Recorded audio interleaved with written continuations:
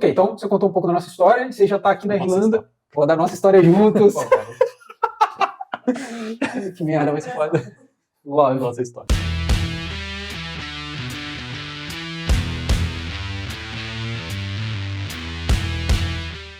Oi mundo, bem-vindos a mais um vídeo. Esse aqui é o Caverna Talks número 2. E hoje eu tenho aqui o prazer de receber o Ricardo Link, mais um brasileiro, desenvolvedor, trabalhando aqui na Irlanda e mandando muito bem. Um trampo que causa muita inveja em mim, com certeza em vocês também. Calma lá. Mas a gente vai chegar aí ainda. Ricardo, prazer, obrigado por estar aqui. Vamos trocar essa ideia convite, aí. André. E começa contando pra gente então de onde você vem e por que você veio parar na Irlanda. Beleza, vamos começar do início então. Meu nome é Ricardo Link, eu tenho 29 anos, eu sou natural de uma cidade chamada São Leopoldo, da região metropolitana de Porto Alegre, no Rio Grande do Sul, Brasil. Isso aí, ó. Perfeito. Cara, minha trajetória com desenvolvimento começou quando eu tinha uns 14 anos. Nossa, muito novo, hein? Que eu fui fazer um curso técnico, que era ensino médio e técnico integrado, né? Então eram 4 anos o total, e daí tu saía com o ensino médio e ensino técnico. Era no Cefet da vida? Era no Cefet, exatamente. Queria do Cefet, eu também. De Sapucaia do Sul, exatamente. Aí eu escolhi fazer esse curso, comecei lá, não sabia nem o que estava fazendo no início, né? Vamos ser sinceros, não foi tipo assim, nossa, programação é o que eu quero fazer na minha vida. Não tinha a mínima ideia do que eu estava fazendo. O real motivo de que eu escolhi esse curso foi porque no ano que eu entrei no Cefet, mudaram os cursos, então não existia mais ensino médio normal, padrão. Integrado, Era só integrado e tinham 2 cursos, esse de informática, que foi o que eu fiz, e um de gestão cultural. Aí eu pensei, entre os dois eu vou para informática. Ok. Aí foi onde eu comecei a descobrir todas as questões de desenvolvimento, algoritmos, eu não fazia ideia nenhuma do que eu ia fazer lá quando eu entrei. Mas então, fiz o curso, aí quando eu estava mais ou menos na metade do curso, veio uma empresa no Cefet e eles ofereceram tipo uma parceria e tal, e daí eles selecionaram alguns alunos para fazer estágio na empresa. O nome da empresa era Legions até. Tá viva lá até hoje. Aí, ó. Tá bombando. E nessa empresa você já trabalhou com desenvolvimento? Com desenvolvimento. Já entrei como desenvolvedor na época. Qual era a linguagem? Visual Basic. Caramba. Cara, eu conheço tanta gente em dev que começou no Visual Basic. O primeiro programa que eu fiz na vida, usável, né, assim, para realmente entregar valor para uma empresa, foi em Visual Basic. Na verdade, aquele VBA da Microsoft no Access. Lembra do Access? Que é um programinha de database. Sim. Eu fiz um programinha que controlava notas de serviço para campo. Foi a primeira coisa real que eu fiz na vida. Essa empresa, ela era uma empresa que fazia... era como se fosse uma empresa que prestava serviço. Ela fazia o software para bancos e financeiras rodarem. Então, era todo o back-end, digamos assim, todo o back-office de uma seguradora, não. De uma financeira ou de um banco. Era bem interessante. Se for para pensar, isso era em 2010, eu acho. Então, já tava na hora de sair do Visual Basic, né? Já era uma tecnologia legada. Já tava passando da hora já. E, cara, tinha muitos bancos no sul do Brasil, né? Que rodavam com esse sistema, era bem interessante. Sim. E já foi direto como desenvolvedor, então no início eu me lembro que era muito questão de, tinha um backlog de bugs, assim, que a gente tinha que arrumar no sistema, então a gente ia lá, pegava alguns, tentava fazer e tal. Foi bem legal, foi uma experiência bem bacana. Resolver bug é chato, mas ensina, né? Exatamente. Ensina a se virar.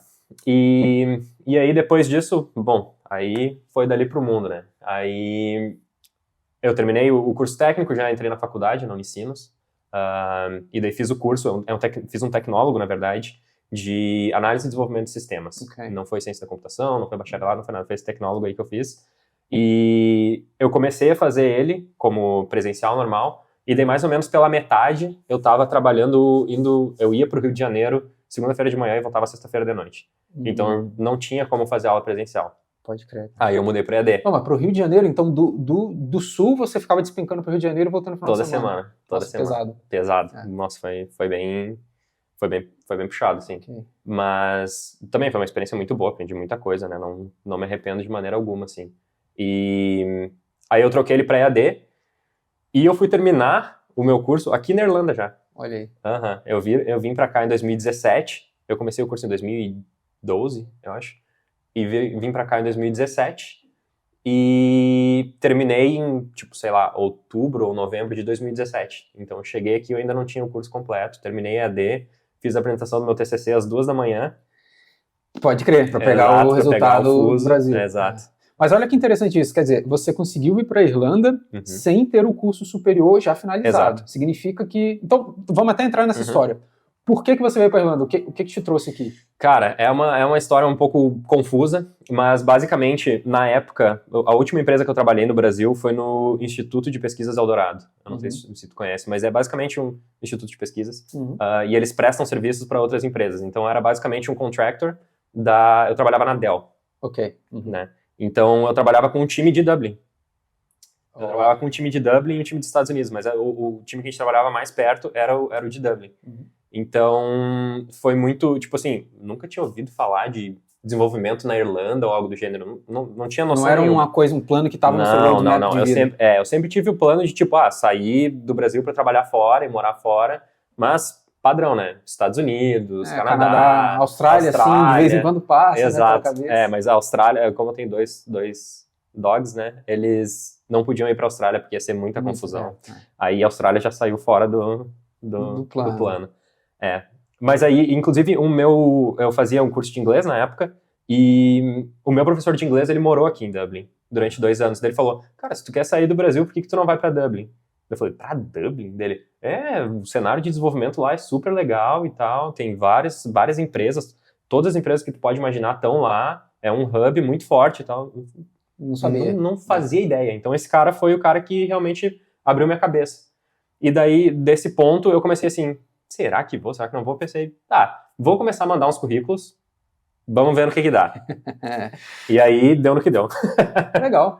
E então você veio como o Skilled Professional, um stamp de profissional qualificado. Exato. Então, isso é legal, porque é uma dúvida que a galera costuma ter. Tipo, para ir para a Europa, para tentar um emprego na Europa, eu preciso de ter diploma de curso superior, eu preciso de ter tal certificação, ou eu preciso de ser cidadão. Você estava no cenário que... Eu estava no pior cenário possível. Você não tinha um curso superior completo, você não é cidadão, até onde eu sei. Não. E você não tinha já uma oferta, você foi correr atrás da tua oferta. Exatamente, eu mandei em torno de, eu acho que foram 60 currículos, 60 vagas que eu apliquei, que eu me lembro de... persistência, vontade mesmo de... Uma me respondeu. E essa deu certo. E foi a que eu consegui um emprego. Nenhuma outra sequer me respondeu. Massa. É bem complicado, assim, mas, cara... Não tem... Se tu tá numa posição como essa, tu não tem outra opção a não ser tentar, sabe? E o teu inglês na época já era assim, um inglês fluente? Ou já era legal. Como eu trabalhava com o time de Dublin, já no Brasil, eu falava com eles diariamente, assim, sabe? Não era nada super pesado nesse sentido, né? Só trocava uma ideia, algumas coisas ali, muito por e-mail, de vez em quando fazia uma call para falar com eles, algum problema que tinha acontecido, alguma coisa do gênero. Mas era bom, mas quando eu cheguei aqui eu vi que não era tudo isso. Principalmente com o inglês e o irlandês é um pouco mais complicado. Esse é outro ponto. Tem camadas. É o next level. É o next level. E você ainda não é um cara que está convertido ao Python, ainda é um herege. Depois a gente vai ter uma oração no final aqui, em linguagem Python. Tá bom, bora lá. Mas o stack de tecnologia que você trabalhava lá e aqui mudou? Mudou muito ao longo dos anos, né? Principalmente depois que eu vim para cá. Então, eu comecei trabalhando com VB, como eu comentei. Aí, a minha progressão natural foi pro .NET, que é, né, a próxima etapa, digamos assim. E eu fiquei trabalhando com .NET durante muitos anos. Durante uns, 6, 8 anos, talvez.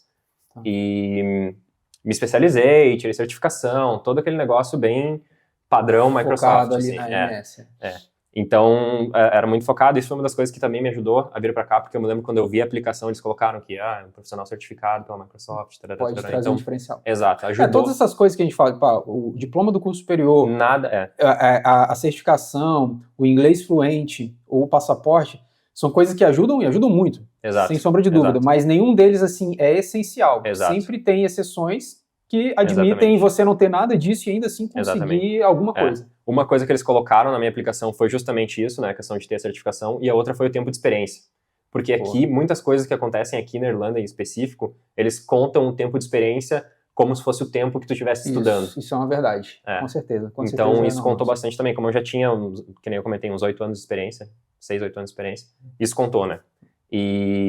Mas aí, então, eu trabalhei com .NET durante muitos anos, vim pra cá como desenvolvedor .NET, né? Aí, logo depois, eu saí dessa empresa que eu vim, que foi a Retain Motion, era uma empresa bem bacana, que eles faziam o sistema para empresas de companhia aérea. Legal. Então, tipo assim, aqui se tu voar de Ryanair, quando tu compra alguma coisa on-board, dentro do avião... É aquele sistema de compra ali, de exato. checkout. Eu trabalhava especificamente na parte do Payment Gateway, que é a parte que processa os pagamentos de cartão de crédito, né?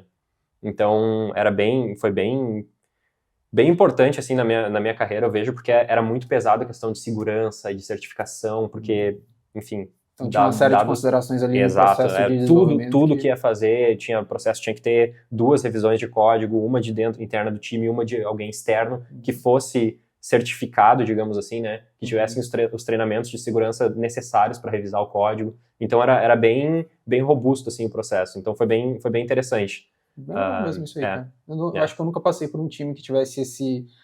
tudo bem, na Amazon tinha, assim, algumas questões, mas não nesse nível. Não sim. E logo depois eu saí dessa empresa, fui para uma outra empresa, e para trabalhar, inclusive, com um cara que trabalhava comigo na Dell, que ele era aqui de Dublin. Então eu trabalhei com ele nessa outra empresa, de novo. Legal. E aí foi bem bacana. E nessa empresa eu aprendi Go. E aí... Sua vida meu jovem. O amor foi muito, o coração aí tremeu. Acabou.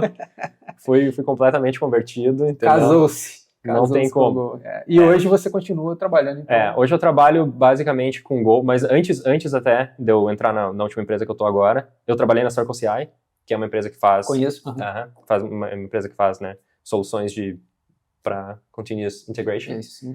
E lá eu trabalhei muito com Clojure também, que é uma linguagem extremamente funcional, baseada em Lisp, que roda em cima da JVM. Então, completamente diferente de tudo que eu tinha feito até então. Foi muito bacana.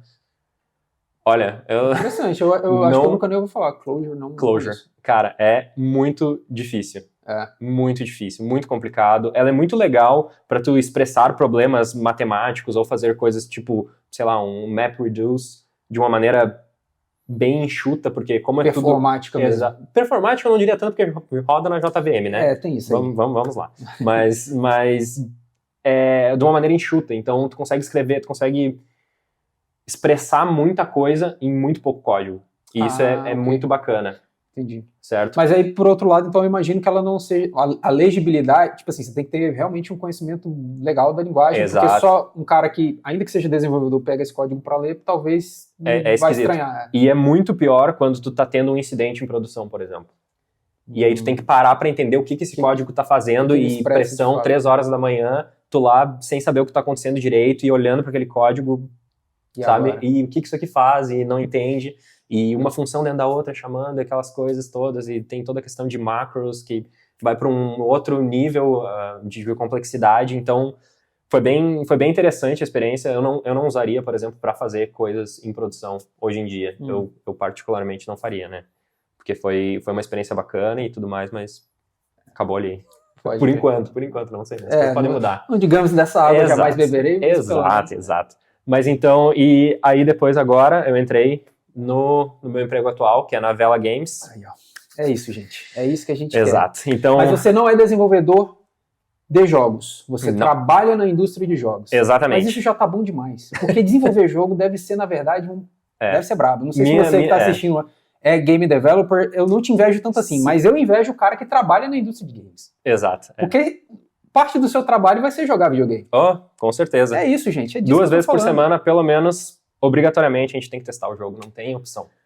E é pago pra isso, né? Pago. Puta, pago pra testar o jogo. Eu chego lá, eu ainda vou chegar lá. É interessante, cara, mas não é esse mar de rosas que parece também. Claro, senão não seria trabalho também. Exatamente, né? Então, mas é bem interessante, eu sou back-end, né, nessa empresa, então o que eu faço são serviços que possibilitam as pessoas jogarem online. Ok. Em poucas linhas, é isso que eu faço, né? Mas é mais voltado para automação da infraestrutura, é para CI/CD, o que você faz lá, o que entrega de valor para o jogo? Um pouco de tudo, certo? Então tem toda a parte de infraestrutura para a gente conseguir rodar os servidores que suportam o jogo em si, né? Que são os game servers. Mas também tem muito dos serviços auxiliares, né? Então, autenticação, como é que funciona, das pessoas terem acesso, porque o jogo ele ainda não foi lançado, então para tu ter acesso não é simplesmente tu ir lá e criar uma conta, né? Tem todo um processo que tu tem que entrar numa fila de espera e tudo mais, então tem todo um sistema ao redor disso.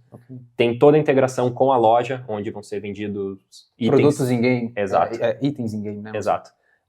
Então tem toda essa integração, tem vários sistemas de back-office que as pessoas da empresa utilizam para fazerem alterações no jogo em tempo real e tudo mais. Então tem bastante questão de desenvolvimento de serviços para suportar o jogo. Então é bastante desenvolvimento. Eu sou uma pessoa que é bem focada em desenvolvimento, tem uma outra pessoa que é focada mais em infraestrutura, mas a gente trabalha muito junto, né? Então às vezes eu tenho que fazer coisas de infraestrutura também, enfim. Mas é bem focado na parte de serviços mesmo. Beleza, Ricardo. Então agora a gente já entendeu um pouquinho da sua história, de onde você veio, com o que você está trabalhando, mas tem uma pergunta muito importante. 5 anos de Irlanda, ou mais já agora, valeu a pena? É bom morar na Irlanda? Você recomendaria para alguém que é o Ricardo de 5 anos atrás, que está pensando em sair do Brasil, de repente vir tentar uma carreira de desenvolvimento aqui na Europa, e especificamente na Irlanda? Vamos lá, então. É uma pergunta difícil de ponderar em termos de vale a pena ou não vale a pena. Muito pessoal, muito caso a caso, né? Falar um pouquinho o que funcionou na minha concepção, para minha história, pro Ricardo, certo? Eu acho que para mim valeu muito a pena, principalmente o fato de sair do Brasil, ter uma experiência de morar em outro lugar, cultura diferente, pessoas diferentes, toda essa questão eu acho que é uma experiência muito importante e muito válida para qualquer pessoa. Eu acredito que é uma coisa muito boa para qualquer pessoa. Mesmo não dando certo no final, por exemplo, a pessoa não ficando aqui, voltando para o Brasil, depois de algum tempo aqui, eu acredito que mesmo num cenário desses, eu acho que é uma experiência válida. Como experiência humana, é válido. Exato. Em termos profissionais, de carreira profissional, eu acho que quando eu vim pra cá, eu dei um step back, né? Então eu era, sei lá, desenvolvedor sênior no Brasil, vim pra cá como pleno, digamos, e fui crescendo de novo e tudo mais, né? Eu tinha vários cargos de liderança no Brasil que pra cá não contou, não valeu como nada, assim, não que não valeu como nada, mas, enfim, não entrei num cargo de liderança. Então, nesse quesito, eu entendo que o lado profissional teve um crescimento, eu estou trabalhando com coisas diferentes que eu acho que eu não trabalharia no Brasil.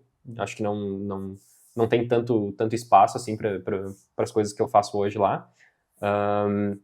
E eu acho que o trabalho foi a coisa que menos mudou quando eu vim para cá, certo? Quando eu cheguei aqui, eu notei que tudo era diferente, cultura, pessoas, enfim, tudo. E a única coisa que era mais parecida com o que eu tinha antes era o trabalho em si, certo? Então, essa questão que eu vejo que muita gente tem medo, tipo, mas eu não vou conseguir trabalhar com o pessoal de lá, ou eu não vou conseguir trabalhar em inglês, ou como será que é trabalhar, como é que eles fazem desenvolvimento fora do Brasil, né? É diferente, não é? Cara... Mesma coisa. Eu não vou dizer que é exatamente igual, tem diferenças culturais, inclusive, né, de como as pessoas conversam, como as pessoas, enfim, né, expõem ideias e discutem ideias e tudo mais, é um pouco diferente, mas... Fora isso, são pessoas normais, mesmos problemas, mesmas coisas legais que tu vai ter em outros lugares. Então, eu acredito que, cara, isso não deveria ser um medo, sabe? Porque realmente não tem tanta diferença assim, certo? Falando especificamente da Irlanda agora, tem um problema muito grande que... os tempos mudaram, certo? Quando a gente chegou aqui, as coisas eram diferentes, né? Tem certas coisas que aconteceram no mundo recentemente aí. Não sei se vocês estão ligados, mas... não sei qual pedra que você estava morando até ontem aqui. Qual caverna que você... Maluco! Mas, enfim, tem um problema muito grande de acomodação na Irlanda. Sem dúvida. Isso é um fato. Não tem como fugir desse assunto ou querer mascarar, entendeu? Tem um problema de acomodação. Ponto. Certo? Os preços estão muito altos para alugar, para comprar, independente do que tu queira fazer, se envolver um imóvel... tu vai ter que meter a mão no bolso bem pesado. Exato. Vai doer. Só para dar um pouco de contexto, a Irlanda ela passou por um processo muito grande de atrair imigrantes, é por isso que o Ricardo está aqui, é por isso que eu estou aqui, por isso que tem tantos brasileiros e indianos e mexicanos e gente do mundo inteiro aqui na Irlanda, e é um país que recebe bem, entre aspas, os imigrantes, no sentido de que não é um país que sofre com tantos casos de xenofobia, nada desse tipo. Claro, existem coisas pontuais, sem dúvida, sempre vai existir, mas de forma geral é um país que está aberto a imigrantes, até mesmo porque o irlandês historicamente emigrou muito também, né? Mas o lance é que, por ter atraído tanta gente, o país ficou muito populoso e a infraestrutura não acompanhou. Na mesma medida, pelo menos não na mesma medida. E o ponto de infraestrutura que menos acompanhou é o das casas, que já era um problema antes mesmo de começar esse processo de atração de imigrantes, né? E aí o que aconteceu é que a demanda disparou e a oferta não acompanhou, portanto o preço dos imóveis estão nas alturas. Então, se você pretende fazer o movimento que, por exemplo, eu fiz, que o Ricardo fez, que tantas outras pessoas fizeram no Brasil e em outras partes do mundo fizeram também, de vir para a Irlanda ou para qualquer outro lugar, cara, você tem que ter uma medida de segurança, sabe? Você tem que ter ali uma gordurinha para queimar. E no caso da Irlanda, hoje, eu diria que tem que ser um pouquinho mais que só uma gordurinha. Tem que estar preparado para um inverno um pouco pesado ali no início. É uma questão que tem que ser levada em consideração, sim. Porque, de fato, temos aqui um problema de poucas casas. Mas é possível, tem muita gente que ainda faz, tem muita história dando certo, e tem muita vaga de emprego em tecnologia de forma geral, não só para desenvolvimento. Eu mesmo não vim para a Irlanda como desenvolvedor, eu vim como engenheiro de redes, minha carreira deu uma migrada depois disso, mas tem muita vaga em TI. Vaga. É absurdo, sim, a quantidade de vagas que eu recebo de propostas e coisas do gênero Mesmo agora em situação de crise econômica, com muitos layoffs acontecendo, está brabo aqui também, com certeza, no mundo inteiro. Está acontecendo. E mesmo assim continua chegando 2, 3 contatos de recrutadores por semana, procurando desenvolvedor, seja lá o que for. Então oportunidade tem como, tem tudo para dar certo, mas tem que tomar cuidado. Tem que planejar. Essa é a grande questão. Planeja, tem muita informação disponível, eu acho, online, para as pessoas entenderem o salário delas, o que elas realmente vão levar para casa no final do mês, certo? Como é que funciona a questão de taxação de impostos, tudo isso tu consegue absorver essa informação online, então tem lá, procura, vai atrás, tenta entender antes de tomar uma decisão tão grande quanto essa, né? Mas é isso aí, dá para vir, eu continuo achando que é um lugar bom, eu continuo achando que vale a pena, para mim valeu muito a pena, enfim. Tem a questão do clima. Isso a gente também tem que se levar em consideração. Exato. Se sol é muito, muito importante para você, então não, a Irlanda não vai ser bom para você. E o pior é que tu não vai saber que é tão importante até tu não ter. Exato. Então, é complicado. Tem isso, o clima é bravo. Tem isso em consideração também. Com certeza. Vamos partir para a parte final aqui da entrevista? Bora lá. Considerando aí toda a sua experiência como desenvolvedor e o que você entende do mercado hoje, quais seriam, talvez assim, 3, não necessariamente linguagens, mas talvez frameworks, tecnologias, que você recomendaria para quem é júnior e que aspira essa carreira de desenvolvedor? O que você falei, cara, tenta aqui, ou tenta ali, ou tenta lá? Eu acho que hoje em dia está muito difundido, tipo, tem muita área diferente, tem muitas linhas que tu pode seguir, certo? Então é difícil falar assim, vai nisso aqui que vai dar certo. Depende muito do que cada um quer fazer, certo? Mas eu diria que, não conheço nenhuma linguagem. Qual linguagem eu aprendo? JavaScript. Tem muita vaga. Tem muita vaga, tu pode, a partir do momento que tu entende como funciona, tu pode ir tanto para back-end quanto para front-end, então é uma coisa, te dá uma flexibilidade maior, sem dúvida, certo? Então eu acho que é uma linguagem bem bacana para as pessoas que estão aprendendo. Se quer se especializar em back-end, gosta de back-end, cara, vem pro Go. Pode vir. Python. Pode vir pro Go, que tá tranquilo. O Go é legal. O Go é uma linguagem que eu tenho vontade de aprender, sinceramente. Não sei se para trabalhar, para correr atrás, mas eu vejo que tem umas paradas bem maneiras, assim. Eu entendo que uma coisa que me atraiu muito, que na verdade o motivo pelo qual eu quis migrar de .NET era porque tudo era muito corporativo, certo? É verdade, né? É tudo muito orientado a objetos, é tudo muito O Java pesado. e seus similares são muito fortes nesse setor bancário, alguns setores industriais também, tipo, coisas que precisam de ser muito travadas, muito fechadinhas numa caixinha. É para isso, né, que essa linguagem existe. É para isso. Foi enterprise, assim. Exato. É enterprise, que nem tu comentou. Mas eu vejo que as coisas mudaram muito. Então, hoje, com microserviços, não faz tanto sentido ter uma coisa que seja tão pesada. Tanto que, por exemplo, o .NET, ele criou o .NET Core, que é diferente, que é mais leve, que é mais focado nisso, para tentar diferenciar um pouco, né? Sim. E eu vejo que com o Go é muito fácil de tu resolver problemas de uma maneira simples. É tudo muito fácil de fazer, entendeu? Engraçado que o cara falando isso, eu pensei no Python agora, não sei porquê. É muito fácil resolver problemas complexos. É muito fácil, exato.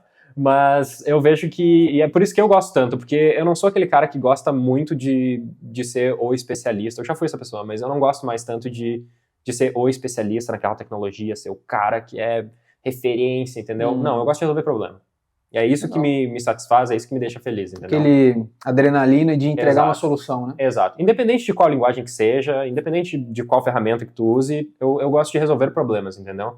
E eu vejo que com o Go eu consigo resolver muitos problemas de uma maneira muito rápida e muito fácil. Ah, interessante. Entendeu? Você então, fez uma propaganda interessante pro Go. Bora lá. A piscina tá quentinha, né? Exato. E para terminar mesmo, última pergunta. Qual o conselho que você dá para um cara que... uma pessoa que ainda tá ali, nem começou ainda na área, tá namorando com a ideia, mas ele também tá com medo daquele velho, é difícil demais, não é para mim. Um bom conselho seria dar uma olhada geral no todo, ver o que te atrai para essa área. É mais a parte de front-end, é mais a parte de back-end, é mais a parte de infraestrutura, de entender como as coisas funcionam, como as coisas se comunicam. Cara, tenta entender o que é que te atrai para essa área. Entendendo o que te atrai, dá uma estudada um pouco mais a fundo nisso. É muito importante tu ter um conhecimento geral de como tudo funciona, certo? Mas tu se aprofundar um pouco mais naquilo que tu realmente gosta de fazer. Isso pode ser bom porque eu acho que esse medo do é difícil demais, é complicado demais, eu não vou conseguir, tá muito associado a, com todo respeito, ignorância no sentido de você realmente ainda não conhece, você ainda não parou para olhar que tudo bem, pode não ser a coisa mais fácil do mundo, mas dificilmente é essa hidra de 7 cabeças. E, cara, se existe, se tem tanta gente trabalhando com isso, é porque é perfeitamente factível você olhar, entender e aprender aquilo ali como um skill para a vida e levar para frente. E falando, por exemplo, de desenvolvimento de games, não é só programação, entendeu? E isso vale para todas as outras áreas também. Existe UX, existe... Gerente de projeto. Gerente de projetos. Em games vai existir o cara que tem que inventar enredo, criar um personagem. Exato, toda a parte narrativa. Exato. Então, tem muitas áreas associadas que também fazem parte disso, entendeu? Não é só programação. Porque uma coisa que eu vejo, tipo assim, eu quero trabalhar com TI, vou ver como é que é programar. Aí vai lá, cai num tutorial de C++. Nossa, o cara desiste na hora. Eu desistiria hoje na hora, entendeu? Com certeza. Então, não tentem seguir o caminho de outras pessoas que gostam disso, entendeu? Vê o que tu gosta, o que funciona pra ti e vai atrás daquilo. Resumindo, acha teu caminho. Exato. Ele é Python. Ricardo, obrigado pela entrevista, foi bem legal. Iluminou aí um pouquinho a questão dos games. E agora a gente encerra aqui, mas continua com um cafezinho daqui a pouco. Valeu. Obrigado, valeu e tchau!